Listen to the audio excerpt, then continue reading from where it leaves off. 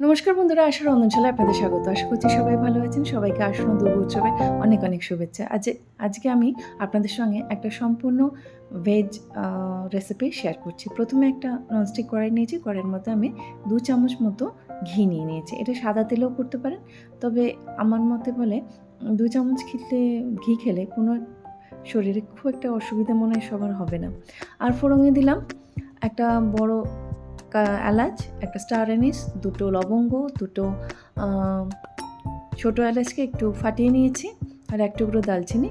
আর যখন একটু ঘিটা গরম হয়ে যাবে তার মধ্যে 2টো চেরা কাঁচা লঙ্কা আর একটা মিডিয়াম সাইজের গাজরকে ছোটো ছোটো সরু সরু পিস করে কেটে নিয়েছি। আর বিনস দিয়েছি 4 থেকে 5টা। এগুলো একটু হালকাভাবে একটু ভেজে নিচ্ছি। এবার ওর মধ্যে দিয়ে দিচ্ছি 1/4 কাপের থেকেও কম কড়াইশুঁটি।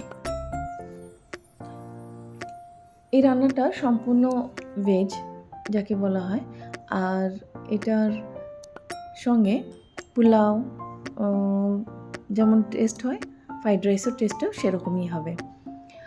দিলাম কাজু আর কিশমিশ, একসঙ্গে মিশিয়ে নিচ্ছি।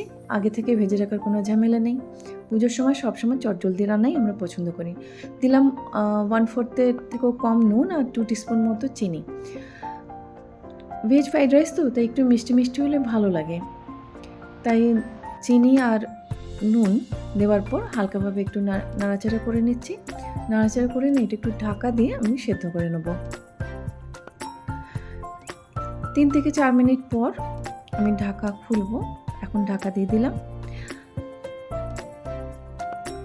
4 মিনিট হয়ে গেছে। এবার আমি দেখে নেব সবজিগুলো সেদ্ধ হয়েছে কিনা। সেদ্ধ হয়ে গেছে। এবার আগে থেকে আমি বাসমতি পোলাও রাইস সেটাকে প্রায় 90% মতো কুক করে রেখেছিলাম। আর আগে থেকে করে রেখেছিলাম, ঠান্ডা হয়ে গেলে ভাতটা আরও ঝরঝরে হয়ে যায়। একটু শক্ত থাকলে ভালো থাকে। একদম রান্না করে নিলে তখন আর ফ্রাইড রাইসের সময় নাড়তে নাড়তে অনেকটা ভেঙে যায় অনেক সময় ভাতগুলো, তখন ভালো লাগে না আর। এবার হালকাভাবে এরকম নাড়াচাড়া করে নিচ্ছে। ব্যাস, এতে আর কিচ্ছু দেবো না। আমাদের ভেজিটেবল ফ্রাইড রাইস রেডি।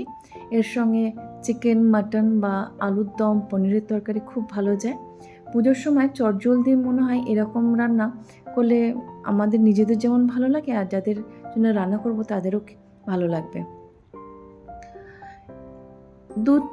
2 মিনিটও নয়, 1 থেকে 1.5 মিনিট মতো নাড়াচাড়া করে রেডি হয়ে যাবে আমাদের ভেজ ফ্রাইড রাইস। আশা করছি আপনাদের আমার এই রেসিপিটি ভালো লাগবে। ভালো লাগলে একবার বানিয়ে আমাকে কমেন্ট করবেন। আর যদি রেসিপি আরও ভালো লাগে তাহলে শেয়ার করবেন, লাইক করবেন আর আমার চ্যানেলটি সাবস্ক্রাইব করে দেবেন। সবাই ভালো থাকবেন, সুস্থ থাকবেন। ধন্যবাদ।